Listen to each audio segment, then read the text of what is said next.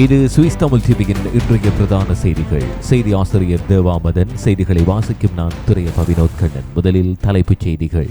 உலகின் மிக விலையுயர்ந்த சொத்துக்கள் உள்ள மலை நகரமாக சென்ட் மோரிஸ். நிறுவனங்களுக்கு அதிக வரிச்சலுகை வழங்கும் கண்டோனாக லுசர்ன் முன்னிலை. சுவிட்சர்லாந்து நகர மையங்களில் கடைகள் குறைந்து உணவகங்கள் அதிகரிப்பு. பெண்கள் தின பேரணியை தொடர்ந்து ஜெனிவாவுக்கு ஐரோப்பிய நீதிமன்றம் கண்டனம். எம்பன் பெருக்கவில் போதைப் பொருள் சந்தேகரவர் கைது. சுவிட்சர்லாந்தில் எல்லை தாண்டி வேலை செய்வோர் எண்ணிக்கை உயர்வு. தொடர்பான விரிவான செய்திகள். ஹாய் சுவிஸ் தமிழர்களே, இத்தாலியிலிருந்து இறக்குமதி செய்யப்பட்ட சோஃபாஸ், கட்டில் மற்றும் மெத்தை அலுமாரி எல்லாவற்றையும் மலிவு விலையில வாங்க வேண்டுமா? இன்னும் எதுக்கு யோசிக்கிறீங்க? உங்கள் வீடுகளுக்கு இலவசமாக டெலிவரி செய்வதோடு பொருத்தியும் தருகிறோம். மாடர்ன் மெர்பிள் GmbH சுவிஸ் தமிழர்களின் நன்மதிப்பை வென்று வெற்றி நடை போடும் தமிழர் நிறுவனம். சுவிட்சர்லாந்தின் சென்ட் மோரிட்ஸ் நகரம் உலகிலேயே மிகவும் விலை உயர்ந்த சொத்துக்கள் உள்ள இடமாக புதிய ஆய்வில் முதலிடத்தை பிடித்துள்ளது. UBS வெளியிட்டுள்ள 2026 ஆண்டுக்கான சர்வதேச சொத்து விலை குறியீட்டு அறிக்கையின்படி கிராபன்டன் கண்டோனில் அமைந்துள்ள இந்த பிரபல மலை சுற்றுலா நகரில் ஒரு சதுர மீட்டர் வீட்டு பரப்பளவின் விலை சுமார் 52,000 சுவிஸ் பிராங்குகளை எட்டியுள்ளது. இதன் மூலம் உலகின் மிகச் செலவான நகரங்களாக கருதப்படும் மொனாக்கோ மற்றும் நியூயார்க் சிட்டி போன்ற நகரங்களையும் சென்ட் மோரிட்ஸ் முந்தியுள்ளது. மொனாக்கோ இந்த பட்டியலில் 2வது இடத்திலும் நியூயார்க் 8வது இடத்தில் உள்ளன. சுவிட்சர்லாந்தின் மற்ற 2 பிரபல ஆல்ப்ஸ் மலை சுற்றுலா நகரங்களான கிஸ்டாட் மற்றும் வேர்பியர் ஆகியவை முறையே 4வது மற்றும் 5வது இடங்களை பிடித்துள்ளன. இதேவேளை சுவிட்சர்லாந்தின் முக்கிய நிதி நகரமான சூரிச் 7வது இடத்திலும் ஜெனிவா 11வது இடத்திலும் பெற்றுள்ளன. ஆல்ப்ஸ் மலைப்பகுதிகளில் அமைந்துள்ள இந்த சொகுசு நகரங்கள் உலக செல்வந்தர்கள், சர்வதேச முதலீட்டாளர்கள் மற்றும் உயர்தர சுற்றுலா பயணிகளின் முக்கிய இலக்காக தொடர்ந்து இருக்கின்றன. குறிப்பாக ஸ்கீ சுற்றுலா, தனியார் விடுதிகள் மற்றும் ஆடம்பர வாழ்க்கை முறை காரணமாக சொத்து விலைகள் தொடர்ந்து உயர்ந்து வருவதாக நிபுணர்கள் தெரிவிக்கின்றனர். மேலும் சுவிட்சர்லாந்தின் அரசியல் நிலைத்தன்மை, பாதுகாப்பு மற்றும் உயர்தர வாழ்க்கை தரமும் சர்வதேச முதலீட்டாளர்களை ஈர்க்கும் முக்கிய காரணங்களாக பார்க்கப்படுகின்றன.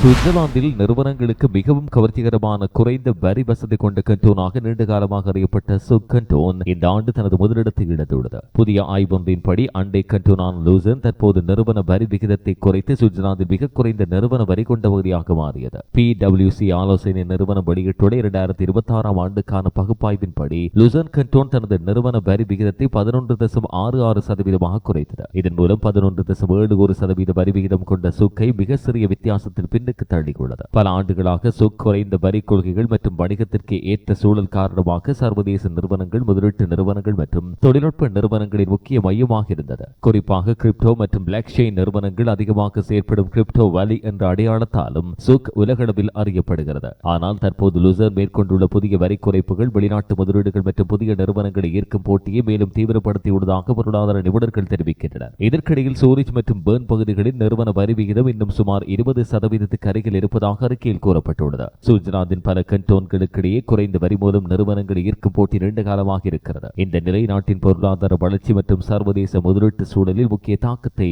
ஏற்படுத்தி வருகிறது.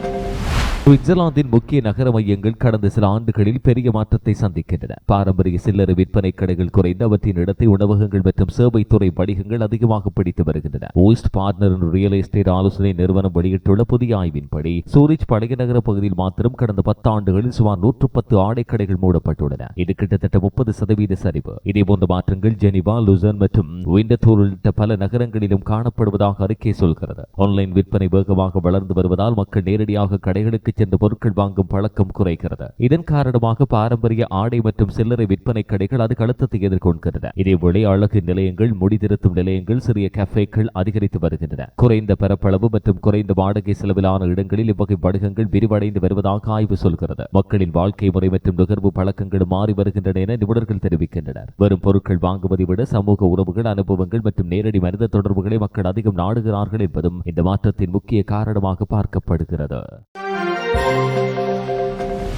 2019 ஆண்டு இடம்பெற்ற பெண்கள் தின ஆர்ப்பாட்டம் தொடர்பாக பேரணி ஒருங்கிணைப்பாளருக்கு அபராதம் விதித்த விவகாரத்தில் சுவிட்சர்லாந்தின் ஜெனிவா கண்டோன் மீது European Court of Human Rights கடும் கண்டனம் வெளியிட்டது. ஸ்ட்ராஸ்பூர்க் நகரில் அமைந்துள்ள இந்த ஐரோப்பிய மனித உரிமை நீதிமன்றம் பேரணியின் போது பிற ஆர்ப்பாட்டக்காரர்கள் ஏற்படுத்திய சில குழப்பங்களுக்கு ஒருங்கிணைப்பாளரை பொறுப்பாக்கிய விதம் அவர் கொண்டிருந்த கருத்து தெரிவிக்கும் மற்றும் அமைதியான முறையில் ஆர்ப்பாட்டம் நடத்தும் அடிப்படை உரிமையை மீறுவதாக ஒருமனதாக தீர்ப்பளித்துள்ளது. அந்த பெண்கள் தின பேரணியின் போது சிலர் பட்டாசுகள் வெடித்ததும் சுவர்களில் லாஃபர்ட்டி எழுதியதும் பதிவானது. ஆனால் மொத்தத்தில் பேரணி அமைதியான முறையிலேயே இடம்பெற்றதாக நீதிமன்றம் குறிப்பிட்டுள்ளது. இதையடுத்து பொது ஒழுங்கை பாதுகாப்பது மற்றும் மக்கள் ஆர்ப்பாட்ட உரிமை ஆகிய இரண்டுக்கு இடையில் சரியான சமநிலையை சுவிஸ் நீதிமன்றங்கள் பேண தவறியுள்ளதாக நீதிபதிகள் விமர்சித்தனர். குறிப்பாக ஆர்ப்பாட்ட விதிகளை அதிகாரிகள் மிகவும் பரந்த மற்றும் கடுமையான வகையில் விளக்கியதாகவும் தீர்ப்பில் கூறப்பட்டுள்ளது. இந்த தீர்ப்பு தற்போது ஜெனீவா கண்டோனின் பொது ஆர்ப்பாட்டங்கள் தொடர்பான சட்டங்களை மறுபரிசீலனை செய்ய வேண்டிய அழுத்தத்தை உருவாக்கக்கூடும் என சட்ட நிபுணர்கள் கருதுகின்றனர். சுவிட்சர்லாந்தில் கடந்த சில ஆண்டுகளாக ஆர்ப்பாட்டங்கள், காலநிலை போராட்டங்கள் மற்றும் சமூக நீதி இயக்கங்கள் அதிகரித்து வரும் நிலையில் இந்த தீர்ப்பு எதிர்கால பேரணிகள் மற்றும் ஆர்ப்பாட்ட உரிமைகள் தொடர்பாக முக்கிய தாக்கத்தை ஏற்படுத்தலாம் என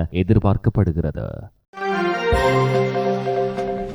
சுவிட்சர்லாந்தின் லுசன் கண்டோனில் உள்ள லெமன் புரோக்கே பகுதியில் போதைப்பொருள் விற்பனையில் ஈடுபட்டதாக சந்தேகப்படும் 30 வயதான சுவிஸ் நபர் கைதானார். லுசன் போலீசார் வெளியிட்ட தகவலின்படி கடந்த மார்ச் மாத நடுப்பகுதியில் சந்தேகத்துக்கிடமான நபர் ஒருவர் குறித்து கிடைத்த தகவலின் அடிப்படையில் காவல்துறையினர் சோதனை செய்தனர். அந்த சோதனையின் போது குறித்த நபரிடம் LSD என சந்தேகப்படும் போதைப்பொருள் கண்டுபிடிக்கப்பட்டது. இதையடுத்து அவர் உடனடியாக கைதானார். பின்னர் மேற்கொள்ளப்பட்ட மேலதிக விசாரணைகளில் அவர் வாடகைக்கு எடுத்திருந்த அறை மற்றும் அவரது வீட்டில் காவல்துறையினர் சோதனை செய்தனர். அங்கு அதிகளவான கொக்கைன், எக்ஸ்டசி, MDMA, LSD, அம்பெட்டமைன் மற்றும் மரிஹுவானா உள்ளிட்ட பல்வேறு போதைப் பொருட்கள் பறிமுதலாகின. மேலும் 10,000 சுவிஸ் பிராங்குகளுக்கும் அதிகமான பணமும் ஒரு கேஸ் ட்ரக் பிஸ்டல் எனப்படும் காற்றழுத்த துப்பாக்கியும் அதிகாரிகளால் மீட்கப்பட்டன. இந்த சம்பவம் தொடர்பில் விரிவாக விசாரிக்கப்படுகிறது. சுவிட்சர்லாந்தில் கடந்த சில ஆண்டுகளாக செயற்கை போதைப் பொருட்கள் மற்றும் கிளப் ட்ரக்ஸ் தொடர்பான குற்ற செயல்கள் அதிகரித்து வருவதாக காவல்துறை எச்சரிக்கிறது. குறிப்பாக LSD மற்றும் MDMA போன்ற போதைப் பொருட்கள் இளைஞர்களிடையே பரவலாக பயன்படுத்தப்படுவதால் அதிகாரிகள் தீவிர கண்காணிப்பில் ஈடுபட்டு வருகின்றனர். சுவிட்சர்லாந்தில் வேலை செய்வதற்காக அண்டை நாடுகளிலிருந்து தினமும் வருகிற வெள்ளை தாண்டும் தொழிலாளர்களின் எண்ணிக்கை இந்த ஆண்டிலும் அதிகரித்துள்ளது. சுவிட்சர்லாந்து மத்திய புள்ளி விவர அலுவலகமான BFS வெளியிட்ட தகவலின்படி 2026 ஆண்டு மார்ச் மாத இறுதியில் சுவிட்சர்லாந்தில் G பெர்மிட் அனுமதி பத்திரத்தோடு பணியாற்றியவர்களின் எண்ணிக்கை சுமார் 4,13,000 இருந்தது. இது 2025 ஆண்டின் முதல் காலாண்டோடு ஒப்பிடுகையில் 1.9% உயர்வு. கடந்த 5 ஆண்டுகளில் இந்த எண்ணிக்கை 3,41,000 உயர்ந்துள்ளதாக அறிக்கை சொல்கிறது. சுவிட்சர்லாந்தில் பணிபுரியும் வெள்ளை தாண்டும் தொழிலாளர்களில் பெரும்பாலும் பிரான்ஸ் நாட்டில் வசிப்பவர்கள். அவர்கள் மொத்த எண்ணிக்கை 57.3% ஆகும். தொடர்ந்து இத்தாலி நாட்டைச் சேர்ந்தவர்கள் 22.3%, ஜெர்மன் நாட்டைச் சேர்ந்தவர்கள் 16.3% ஆவர். குறிப்பாக எல்லைப் பகுதிகளில் உள்ள தொழில்துறை, சுகாதாரம், கட்டுமான மற்றும் சேவை துறைகளில் இந்த வெளிநாட்டு தொழிலாளர்கள் முக்கிய பங்களிப்பை வழங்கி வருகின்றனர். சிறிய விளம்பர இடைவெளியின் பின் செய்திகள் தொடரும். எவ்வளவு காலம்தான் பழைய வீட்லயே வாழ்க்கையை ஓட்டுவீங்க? உங்கள் பழைய வீட்டையும் பழைய சமையல் அறையையும் புதிதாக மாற்றும் நேரம் வந்தாச்சு. ஆமாம், நவீனமும் தரமும் நிறைந்த வீட்டை உருவாக்க சுவிஸில் இருக்கவே இருக்கிறது மாடர்ன் ஹவுஸ் GmbH. எமது சேவையால் இனிமேல் உங்கள் வீட்டில் எல்லாமே புதுசுதான். குறைந்த செலவு, அதிக தரம், நம்பிக்கையான நம்மவர் நிறுவனம் மாடர்ன் ஹவுஸ் GmbH நிறுவனம். நீங்கள் சொந்தமாக டிஜிட்டல் கார் ரெண்டல் பிசினஸ் ஆரம்பிக்க தயாரா? சுவிட்சர்லாந்தில் இப்போது புதிய வாய்ப்பு. சிட்டி மூவ் மொபிலிட்டியுடன் உங்கள் கனவை நனவாக்குங்கள். முழுமையான சப்போர்ட், மாடர்ன் சிஸ்டம், எளிய செட்டப் மூலம் நீங்கள் உங்கள் சொந்த கார் வாடகை வியாபாரத்தை தொடங்கலாம். இன்றே தொடங்குங்கள். மேலதிக தகவல்களுக்கு QR கோடை ஸ்கேன் செய்யுங்கள் அல்லது இப்போது எங்களை தொடர்பு கொள்ளுங்கள். சிட்டி மூவ் மொபிலிட்டி, உங்கள் வெற்றிக்கான நம்பிக்கையான துணை. நாடாளுமன்ற விவாதங்களின் போது முன்முயற்சி குழுவின் உறுப்பினர்கள் சிலர் எதிர்காலத்தில் குடியேற்றத்தை கட்டுப்படுத்தும் நடவடிக்கைகள் அமல்படுத்தப்பட்டால் ஓய்வூதிய வயதை உயர்த்த வேண்டிய நிலை உருவாகக்கூடும் என்பதை ஒப்புக்கொண்டுள்ளனர். சுவிட்சர்லாந்தில் மக்கள் வயதானோரின் எண்ணிக்கை அதிகரித்து வருவதும் தொழிலாளர் பற்றாக்குறை உருவாகி வருவதும் காரணமாக எதிர்காலத்தில் மக்கள் மேலும் 1 அல்லது 2 ஆண்டுகள் கூடுதலாக வேலை செய்ய வேண்டியிருக்கலாம் என அவர்கள் தெரிவித்துள்ளனர். இந்த கருத்துகள் தற்போது அரசியல் ரீதியாக பெரும் கவனத்தை ஈர்த்துள்ளன. காரணம், இதுவரை SVP கட்சி தனது குடியேற்ற கட்டுப்பாட்டு திட்டத்தையும் ஓய்வூதிய சீர்திருத்தங்களையும் வெளிப்படையாக இணைத்து பேசுவதை தவிர்த்து வந்தது. இதையடுத்து எதிர்க்கட்சிகள் மற்றும் விமர்சகர்கள் கடுமையாக எதிர்ப்பு வெளியிட்டனர். வெளிநாட்டு தொழிலாளர்களின் எண்ணிக்கையை குறைப்பது சுவிஸ் பொருளாதாரத்துக்கு ஓய்வூதிய அமைப்பிற்கு பெரிய அழுத்தத்தை ஏற்படுத்தும் என அவர்கள் எச்சரிக்கின்றனர். குறிப்பாக தொழிலாளர் பற்றாக்குறை அதிகரித்தால் ஓய்வூதிய வயது 67 அல்லது அதற்கு மேல் உயர்த்தப்பட வேண்டிய சூழலை உருவாக்கலாம் என்றும் எதிர்ப்பாளர்கள் கூறுகின்றனர். சுவிட்சர்லாந்தில் குடியேற்றம், ஓய்வூதியம் மற்றும் தொழிலாளர் சந்தை தொடர்பான விவாதங்கள் தற்போது அரசியல் ரீதியாக மிக முக்கியமான பிரச்சனைகளாக மாறியுள்ளன. இதனால் 10 பில்லியன் சுவிட்சர்லாந்து முன்முயற்சி குறித்து எதிர்காலத்தில் மேலும் தீவிர அரசியல் விவாதங்கள் உருவாகும் என எதிர்பார்க்கப்படுகிறது. சுவிட்சர்லாந்தில் கோடைகாலம் நெருங்கி வரும் நிலையில் நாட்டின் பல நகரங்களில் திறந்தவெளி நீச்சல் குளங்கள் மற்றும் ஏரிக்கரை குளியல் மையங்கள் இந்த வார இறுதியில் திறக்கப்படுகின்றன. மீட்டியோ சுவிஸ் வெளியிட்டுள்ள வானிலை முன்னறிவிப்பின்படி இந்த வார இறுதியில் நாடு முழுவதும் வெயிலான காலநிலையும் சுமார் 23 டிகிரி செல்சியஸ் வரை வெப்பநிலையும் காணப்படும் என தெரிவிக்கப்பட்டுள்ளது. இதனால் புதிய நீச்சல் பருவத்தின் தொடக்கத்திற்கு சாதகமான சூழ்நிலை உருவானது. ஆனால் ஏரிகள் மற்றும் நதிகளின் நீரின் வெப்பநிலை இன்னும் குறைவாகவே உள்ளன. தற்போதைய நிலவரப்படி ரைன் நதி பாசல் பகுதியில் 15.2 டிகிரியாகவும் ஆரே ரிவர் பர்ன் பகுதியில் 12.2 டிகிரியாகவும் பதிவானது. அதேபோல் லேக் சூரிச், லேக் கான்ஸ்டன்ஸ் மற்றும் லேக் லூசர்ன் பகுதிகளிலும் நீர் இன்னும் குளிர்ச்சியாகவே உள்ளதால் நீண்ட நேர நீச்சலுக்கு அது சவாலாக இருக்கலாம் என தெரிவிக்கப்பட்டுள்ளது. சென்கால நகரில் உள்ள அனைத்து நகராட்சி திறந்தவெளி நீச்சல் குளங்களும் சனிக்கிழமை திறக்கப்படுகின்றன. பர்ன் நகரில் உள்ள லொரைன், வைலர் மற்றும் வயமேன் ஹவுஸ் நீச்சல் மையங்கள் புதிய பருவத்தை ஆரம்பிக்கின்றன. ஆனால் மார்சிலி, ஆரா பேட் பகுதியில் சீரமைப்பு பணிகள் இடம்பெறுவதால் அது மே 23 முதல் கட்டங்களாக மாத்திரமே திறக்கப்படும் என அறிவிக்கப்பட்டுள்ளது. சூரிச் நகரில் ஊட்டோக்வா ஏரிக்கரை நீச்சல் மையம் உள்ளிட்ட சில பகுதிகள் ஏற்கனவே ஏப்ரல் மற்றும் மே மாத தொடக்கத்தில் திறக்கப்பட்டுள்ளன. பெரும்பாலான மத்திய நீச்சல் மையங்கள் இந்த வார இறுதியில் திறக்கப்படுகின்றன. சில இடங்கள் சீரமைப்பு மூலம் ஜூன் மாதம் வரை மூடப்பட்டிருக்கும் என கூறப்படுகிறது.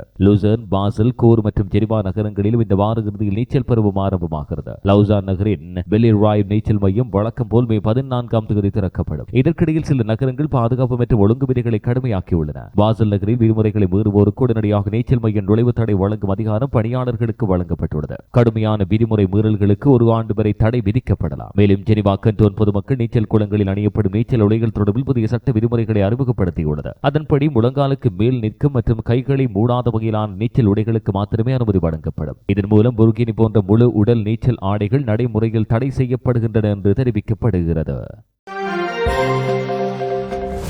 சுவிட்சர்லாந்தின் முக்கிய வடக்கு தெற்கு போக்குவரத்து பாதையான கோத்தார்ட் டனல் மற்றும் தொடர்புடைய நெடுஞ்சாலைகளில் மே மற்றும் ஜூன் மாதங்களில் கடும் போக்குவரத்து நெரிசல் ஏற்படலாம் என எச்சரிக்கை விடுக்கப்பட்டது. அசென்ஷன் டே, பென்டெகோஸ்ட் மற்றும் ஃப்ரான்லைக்னாம் போன்ற நீண்ட விடுமுறை நாட்கள் காரணமாக வழக்கமாகவே இந்த காலப்பகுதியில் அதிக வாகன நெரிசல் காணப்படும். ஆனால் இந்த ஆண்டில் ஆஸ்திரியா நாட்டில் இடம்பெறவுள்ள பெரிய போராட்டம் கூடுதல் பாதிப்பை ஏற்படுத்தலாம் என கூறப்படுகிறது. பிரெனர் ஓட்டோபஹன் எனப்படும் முக்கிய நெடுஞ்சாலை இன்ஸ்புரூக் நகரத்தை இத்தாலி நாட்டோடு இணைக்கிறது. ஆல்ப்ஸ் மலைப்பகுதிகள் வழியாக செல்லும் இந்த சாலை ஐரோப்பாவின் மிக முக்கியமான வடக்கு தெற்கு போக்குவரத்து இணைப்புகளில் ஒன்று. ஆண்டுதோறும் சுமார் 1.4 கோடி வாகனங்கள் இந்த பாதையை பயன்படுத்துகின்றன. பெரும் போக்குவரத்து மூலம் அப்பகுதி மக்களுக்கு சத்தம், மன அழுத்தம் மற்றும் சுற்றுச்சூழல் சுமை அதிகரிப்பதாக கூறி உள்ளூர் மக்கள் போராட்டம் நடத்தப்பட்டனர். இதன் ஒரு பகுதியாக மே 30ஆம் தேதி காலை 11 மணி முதல் மாலை 7 மணி வரை பிரென்னர் நெடுஞ்சாலை முழுமையாக மூடப்பட உள்ளது. இதனால் ஜெர்மனியின் ADAC வாகன ஓட்டுநர் சங்கம் பயணிகள் மாற்று வழிகளை பயன்படுத்துமாறு அறிவுறுத்தியுள்ளது. குறிப்பாக கோத்தான் அல்லது சான் பெர்னாண்டினோ பாஸ் வழிகளை பயன்படுத்தலாம் என பரிந்துரைக்கப்பட்ட போதிலும் அந்த வழிகளிலும் கடும் நெரிசல் ஏற்பட வாய்ப்புள்ளதாக எச்சரிக்கப்பட்டுள்ளது. இது குறித்து TCS பயண திட்டங்களை முன்கூட்டியே சரி செய்யுமாறு பொதுமக்களுக்கு அறிவுறுத்தியது.